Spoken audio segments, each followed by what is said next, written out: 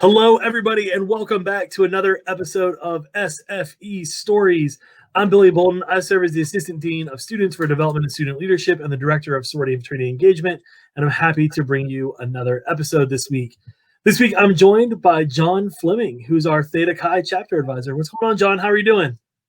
Doing well. It's a beautiful day in Ames, Iowa, and you look outside and you see the beautiful sky and the birds chirping, and you wouldn't realize we're kind of living in a world of chaos right now. So, Yes, absolutely. The weather here is still tricking me. I've been at Iowa State. This is my 8th year, and I feel like I still haven't figured out the exact weather pattern. Is it cold? Is it hot today? I wore this pullover today, but I feel like it's too warm for this. But when I came in at 7:30, it was a little chilly. There was frost in the windshield, so this Iowa fall weather is definitely unpredictable. it's volatile, and yeah, there's a lot of science behind it. That's for sure.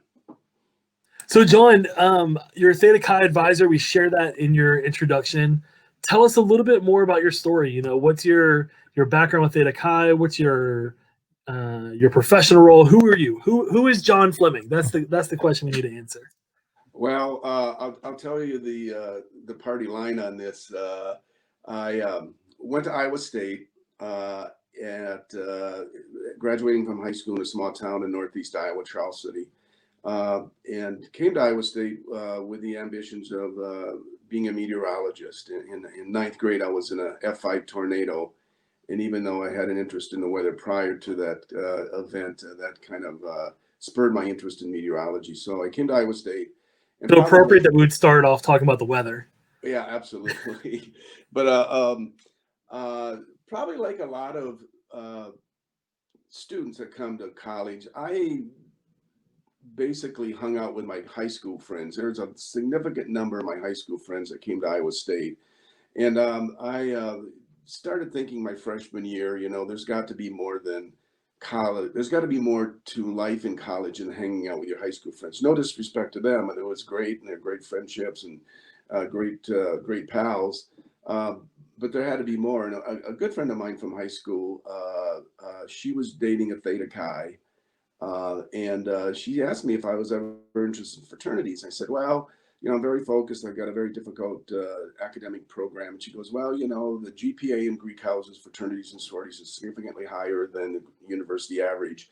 So I pursued it. And by my sophomore year, it was getting a little stale with what I was doing in college. And I found a tremendous amount of inspiration in the membership at Theta Chi, and it was kind of an instant hit on both sides. They bidded me and extended a bid for me to join, and I never looked back. I mean, I embraced it immediately. I moved into the chapter house, I reflect back on that decision as probably the most significant decision that I made in my professional and personal lives. I mean, it was transformative. It opened up doors. It just my whole life seemed to blossom instantaneously when I affiliated with Theta Chi, a fraternity at Iowa State. And then after that, I did have another kind of transformational change in my life, being a Theta Chi and developing incredible friendships, but it was one evening sitting at a place on Welch Avenue, which will remain nameless, just talking about life, and I'm sure college students today do have those kind of, introspective discussions. And we're talking about where are you going to be 10 years from now? I think there are only half a dozen of us. And I said, I love meteorology. I love the science. There isn't a cloud in the sky I never want to look at. But I also feel like, I'm a people person and I want to be out and be with people. And I said, I'm thinking about going into medicine. And my fraternity brothers just kind of, all of them at the table just kind of laughed about it. And they said, you'll never get into medical school with a meteorology degree. And I said, I bet I can. But I took it to another level and started taking some biology classes, was fortunate enough to have good grades, and pursued it. And, took the MCATs.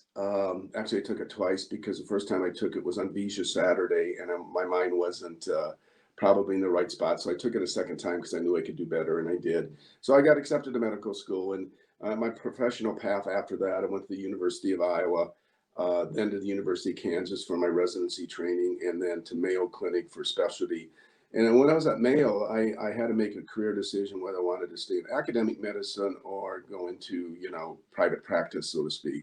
I had the luxury of having a resume that allowed me opportunities in all arenas. But there was always something about Ames, there was always something about Iowa State that I just never let go, even though I lived out of state for a significant number of years. There was always something about the attraction of living in a college town, especially Ames. So I circled back, received a very attractive opportunity at McFarland Clinic, Mary Greeley, moved back to Ames in 1986. And shortly after I moved back, somebody introduced me to the president of Theta Chi and said, we really need an advisor. And I said, well, I'm working 80-hour weeks. I know you're in need and I really want to help. So I will give you 1 year. I'll give you this year. And then after that, you're going to have to, we'll have to come up with a succession plan. And 34 years later, just one more year. Yeah, that year kind of exploded into more than 1 year. But it's been a incredibly gratifying experience. I have nothing but good things to say. Like everything in Greek life, there are good days, there are some bad days or not so good days, but the good days far exceed the bad days. So it's been a wonderful experience. So yeah, that's kind of where I'm at and where I've been. So love that. John, what do you think it was when you first connected with the men of Theta Chi? What do you think it was that drove you to say, this is the place that I belong? This is where I fit in? It was just a comfort level. I mean, whether it was something as simple as talking about, the next Saturday football game or the basketball game, or just hanging out, I could tell that the men of Theta Chi in the early 70s were very focused. They were career oriented. Yeah, we did our social things and we had fun, but academics was always the priority, and positioning yourself to be successful in life. And by the time I realized that, I wanted to proceed with a medical profession, I knew that academic success was mandatory in that profession. And work ethic, there was so much pride in work ethic, and everybody, it just seemed like it was a bond that I could tell it was a fit. And that's kind of the tangible things. The intangible things, Billy, it just felt right. I mean, it just felt like home instantaneously, and it just seemed like the right decision. Sure. Yeah, I think that often when we think about the fraternity experience, that we try to overcomplicate the experience, and I think a lot of times it's important for us to remember that fundamentally fraternity is about finding a place to belong, a place that you can truly just be you and share who you are and learn and grow and develop and reconcile with some things and just really truly help embrace who you are as a person. Right. I think that's ultimately what fraternity provides us, but we have to have that sense of belonging in order for that to make that happen. So I love that Theta Chi did that for you. So here's maybe a Theta Chi question. Maybe you saw this one coming, maybe you didn't. But I've come to learn that the men of Theta Chi have a special name for you. Oh no, I don't know if I want to answer this. And they call you Wally. That's 100% true. I can say with a complete confidence that my nickname is Wally. So, yeah, the backstory on that, and I'm sure this is why you're asking this, is how I got my nickname. It is astounding how you can get a nickname in a fraternity, and 35 years later, the current members of that fraternity still call you that name.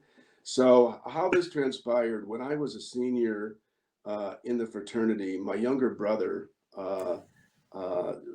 joined the fraternity. He was a freshman. And so we were in the house together, and it was a wonderful experience to have him there, not only as a fraternity brother, but a biologic brother. And so, everyone embraced the fact that, there were, a couple of biologic brothers in the house. And there was a TV show that I don't know how many people on this, that will view this video will even remember this TV show, but there are some reruns of it. It's called Leave It to Beaver. Oh, yeah. yeah, the Cleaver family, and Yes. Wally and Beaver Cleaver. So myself and my brother had mustaches, and so I kind of got the nickname of looking like a walrus at the time. But then when my younger brother joined the fraternity, instantaneously, I was Wally Cleaver with the mustache, and my younger brother was the Beaver. And my younger brother, to this day, when we have alumni fraternity reunions at an away football game, or whether it's something on campus here, his pledge brothers still call him Beaver, and my name clearly has not changed. In fact, it's probably so commonplace that when I'm introduced as John, somebody will say, "Oh, no, this is Wally, not John." So a lot of people probably don't even know my real name at Theta Chi. So Yeah, yeah, that's a great story. yeah, It's a there's great some story. humor in it too, I guess. So Yeah, I think it's fascinating how we, and especially fraternity, once that nickname kind of sticks, how it holds on, right? And that becomes what it is.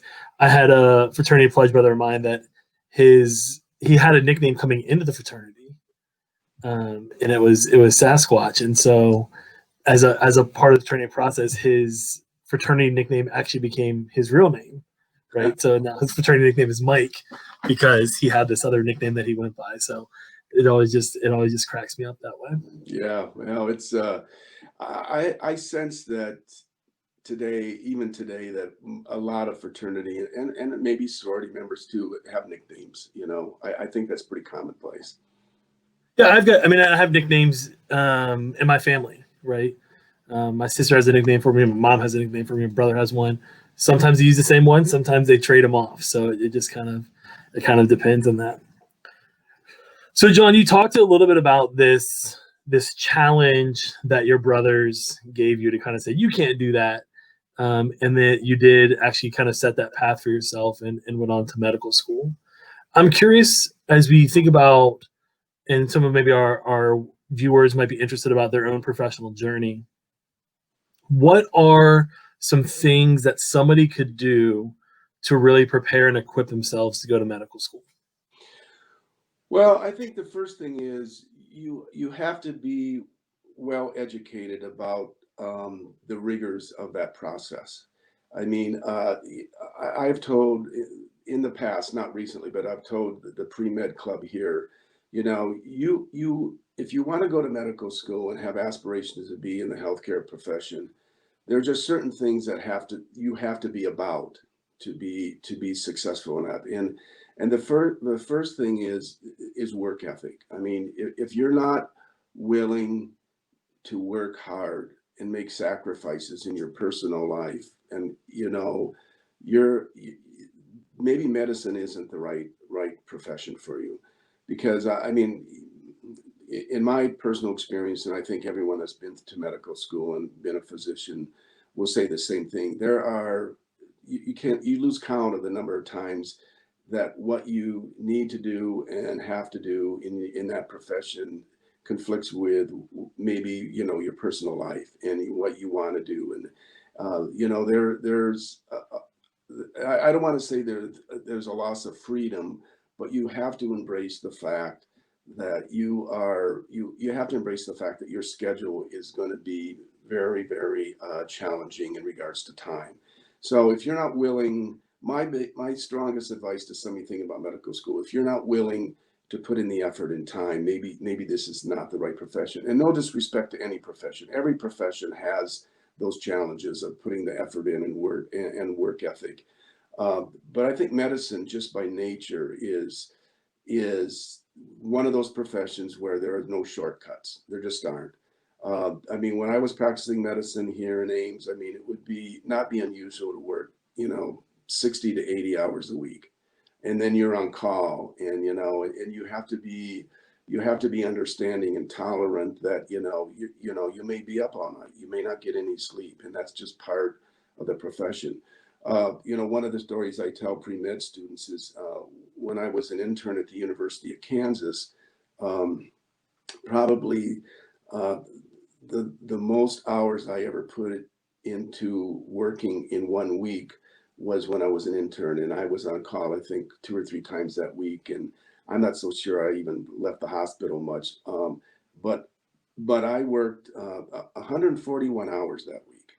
And I was in the hospital 141 hours, let's put it that way. I may have gotten some naps here and there. I don't even know how many hours there are in a week, but there aren't very many more than 141. Not many. Yeah. And also my first year at the University of Kansas internship year, I went from September of that year, that academic year, until April and worked every day, every Saturday, Sunday, every holiday, Christmas, New Year's, every single day for 6 months, basically 7 months. I worked every single day. Now, the roles in internship and residency have all changed because wiser people got to the table and said, we are exhausting these interns, and they're probably making some medical decisions that are not in the best interest of the patients. So we got to make sure that we give them a timeout. And I don't know what the current policies are, but I think every resident or intern now is granted one complete day off every 2 weeks. But anyway, back in 1979, I can tell you that was not the way it was. So I think those kind of things are better now. But Sure. I think the message here about, advice to pre-med students is to make sure that you understand there's going to have to be a lot of sacrifices. And I think also that my advice to medical students is, always surround our pre-med students or medical students, always surround yourself by people who are the best in the field. In other words, probably there's a lot of basketball players says that their game was improved by playing against Michael Jordan because, they just learned things from him. And in the field of medicine, there's just a plethora of highly skilled, highly educated experts. So always pick a rotation or pick a residency that is the best, where you're going to learn the most.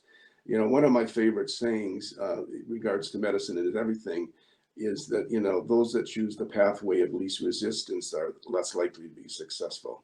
So I do think that, you have to make sacrifices. And if you're looking for kind of an easy way to get through medical school or the medical profession, again, I don't think it's the right profession for you. So I think that second point is probably really good advice and transferable to any profession. right. I have a a good friend of mine, a colleague who I saw speak this past spring before we didn't do those things in person, and he said something that has just sat with me ever since. And he said his name is Odell Bazell, and Odell says the only thing that makes you different tomorrow from today is the people you meet and the things you read. And so I think that sage advice about thinking about we're the experts and how you can get a seat at their table and learn from them, because as we continue to meet new people in whatever our profession is, I think there's a great opportunity for us to learn and to grow from those folks.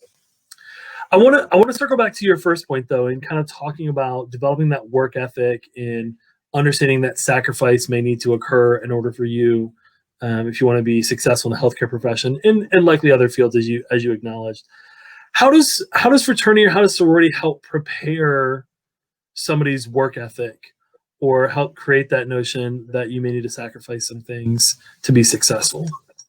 Well, I think it's a very good question, Billy. And I tell our members all the time that, through my lens and seeing how they work with governance in a fraternal organization or a Greek organization. I mean, having executive meetings, having committees, making decisions based on policy, being holding each other accountable, putting the time in to be a participant in a governing structure as you are with a Greek organization. And then beyond that, getting involved with philanthropy and everything else. What I see in Greek members today is they're spending a lot of time on those traditional values of Greek organizations. And what I see through my lens is, and they may not see it, they see it as a lot of fun things, which is understandable. And they may see it as, being, these are kind of part of the responsibilities of being a Greek organization. But what I see through my lens is everything that they're doing in a Greek organization today as students, and in those arenas, they're going to pay dividends 10 years from now. So when they're in their profession, or if they're in volunteer roles 10 years from now after graduation, and they're asked to be involved with committees, or they're involved to be a fundraiser for their local, religious organization or whatever. They're kind of, I look at being a part of a Greek as part of the training ground for the future. And, what may be important to a student today, what the most important thing to a student today may be what their plans are for the weekend. What we try to tell our members, and I would tell everybody involved with the Greek organization, this is a wonderful opportunity for you. So be thinking about what is going to be important, to you 10 years from now, and take advantage of these opportunities today that will position you to be successful 10 years from now. I think that's such great advice, and I think that that's the beauty of sorority and fraternity is sometimes we know what the impact is that's being made for us, and sometimes we don't. Right? There's this trust relationship. There's a little bit of push pull of sometimes I know what I want and I'm going to go after that. I'm going to achieve those goals within sorority and fraternity, and then sometimes I don't know, and I'm looking for an older member of the organization to help guide and direct me. Sometimes I don't want them to do that, and they do it for me anyway, right? There's this level of accountability that sometimes exists in our organizations, which we don't often talk about because it's not the fun side of an organization. It's not the fun side to say, hey, I've had to hold somebody to task and hold them accountable for these things.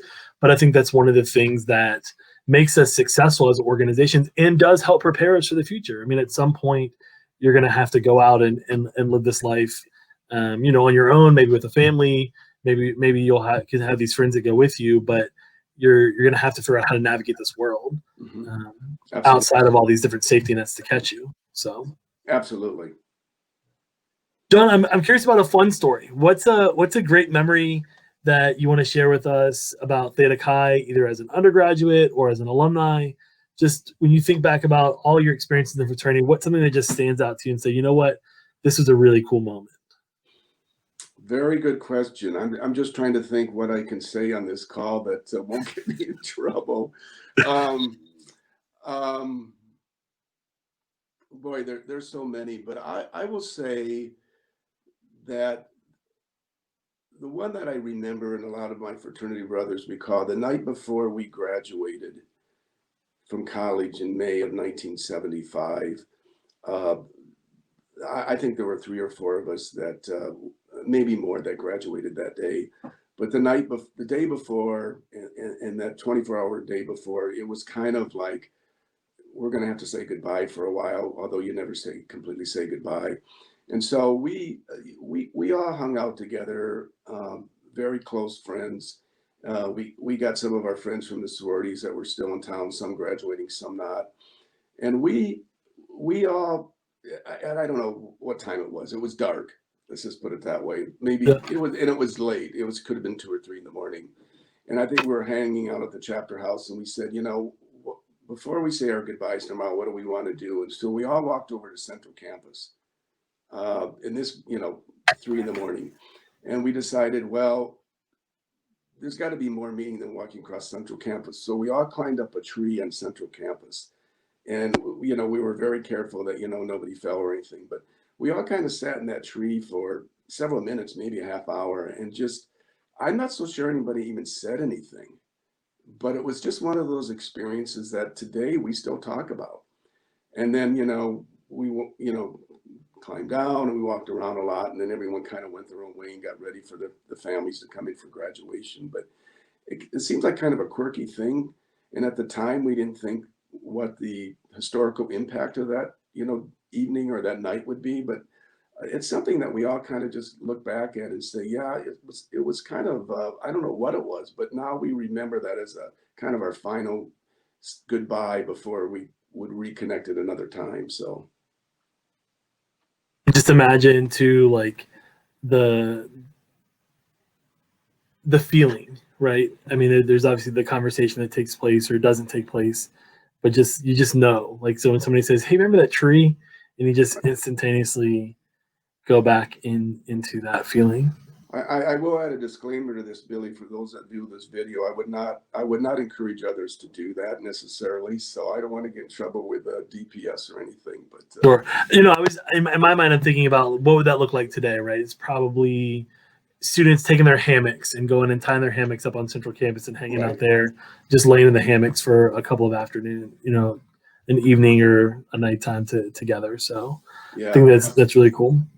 One of the things that I'm particularly proud of, I think, is the experiences that fraternity and sorority gives to us, whether it's those informal experiences like, spending half an hour in a tree, talking to some of your best friends that you've made, or if it's more of a structured program like a leadership conference, or in my fraternity, I had the opportunity when I graduated to spend the summer traveling across the country on a cross-country cycling trip from San Francisco to DC to raise funds and awareness for people with disabilities. And I think that's played a huge impact in my life, and totally transformed how I see myself and how I see other people, and what the relationships there are. And so I think whether it's those informal experiences, those formal experiences, fraternity, sorority has so much to offer uh, to its members. And to kind of go back to your work ethic comment from earlier, I think what you put in, you get out tenfold. Right.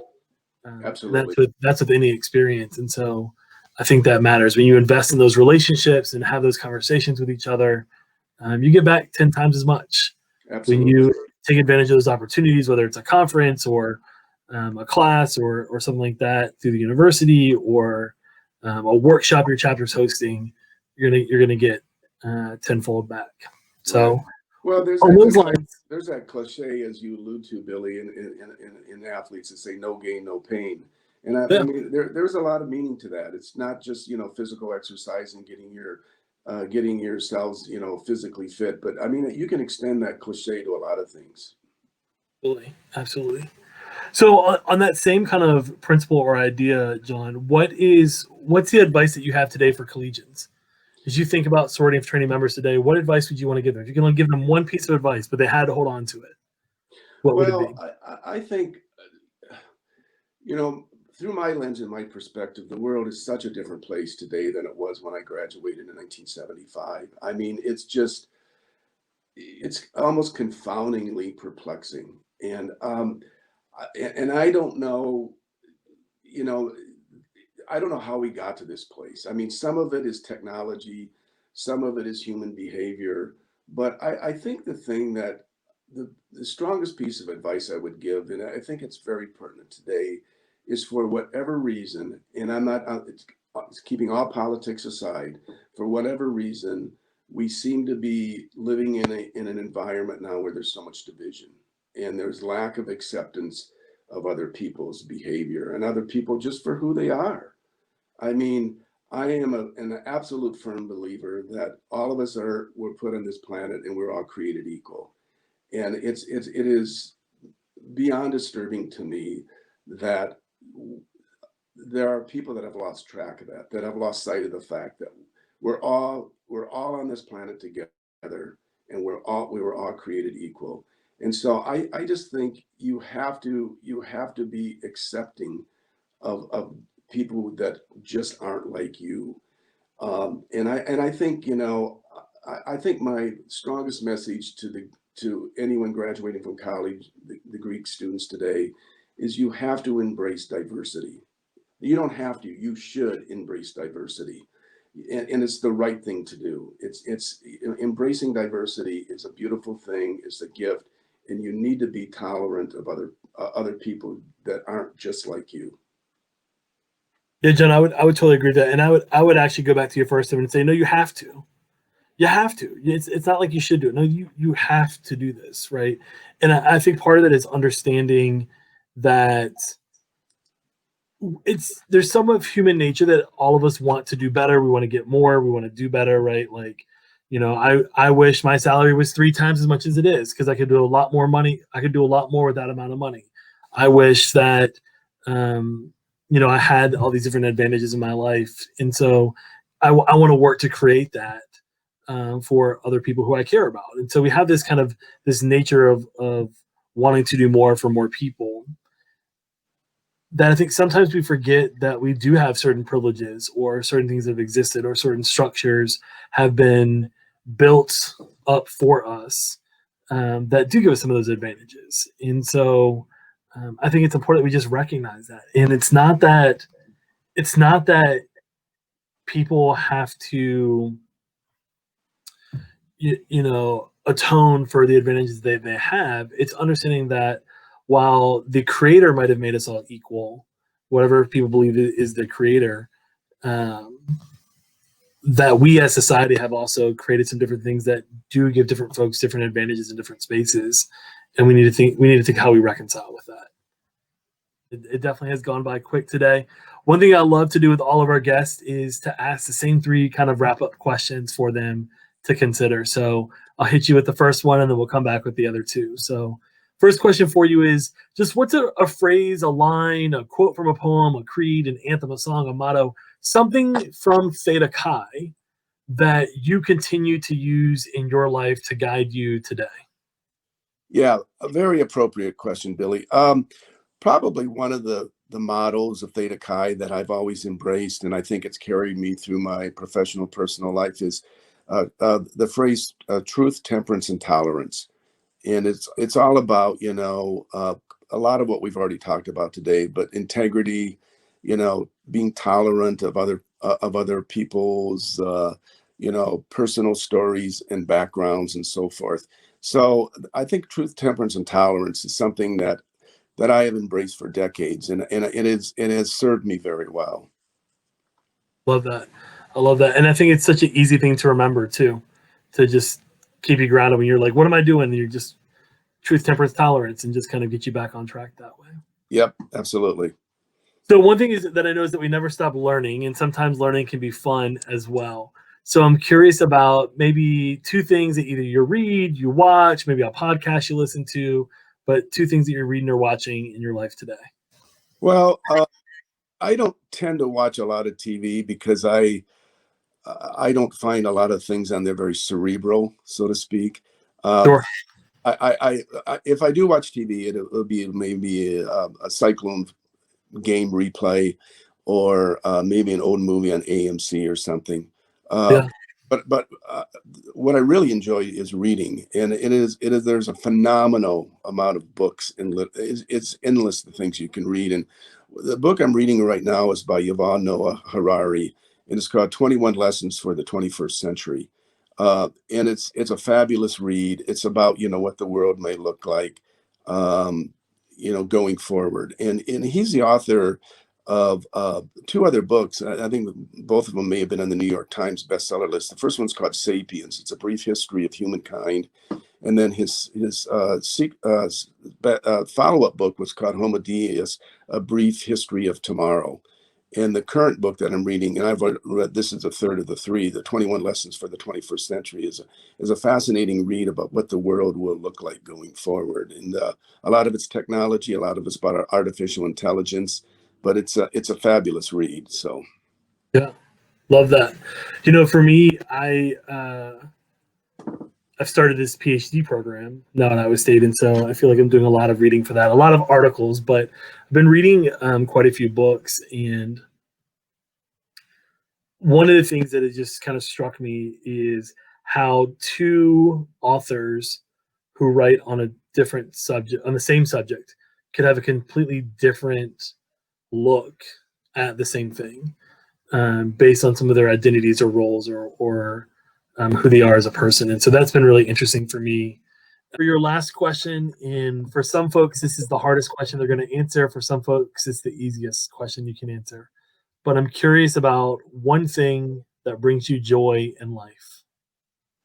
well, uh, you know, probably I can put this into one word, and that's help. Well, a few words: helping others. Uh, you know, I I spent my entire professional career, in arguably, so to speak, but for the most part, helping others. And whether it was stopping a bleeding ulcer in somebody at 3 in the morning, I just felt so much satisfaction in walking back to the car that I really helped that person. Absolutely. Whether it's working those 60 to 80 hour weeks, I just felt at the end of that week that I made a difference in somebody's home or life. And there was so much satisfaction and gratitude with that feeling. And today in my retired world, You know, whether it's I'm writing a letter of recommendations for one of the fraternity brothers, you know, will this letter, you know, nudge him a little more closer to being accepted to his work or his graduate school? Or, you know, is it the advice you give to, you know, a struggling student, a struggling member of the fraternity? But I personally have always had just an incredible amount of satisfaction if I felt like I've made a difference in somebody's life, and whether that's in my medical world or my volunteer world. And I would say the thing that gives me the most joy is the gratitude and satisfaction of helping people. I love that, John, and I have to tell you that you have made a difference in my life, for sure. So hopefully that brings you some joy. That I think our relationship over the last 7-8 years here at Iowa State has been meaningful to me, and I truly honor that. And so I want to thank you for that. I want to thank you for joining us today and sharing some of your story, and also want to give you an opportunity if there's anything else you want to tell the people before we sign off today. No, I sincerely appreciate this opportunity, Billy, and maybe I should have said at the very beginning of this conversation, but this has been a real joy, a real gift to me to be part of this conversation. And now I would just, as I mentioned earlier in my words, just embrace a lot of what was said today, and I think that it'll get you on the right path. So, Thank you, John.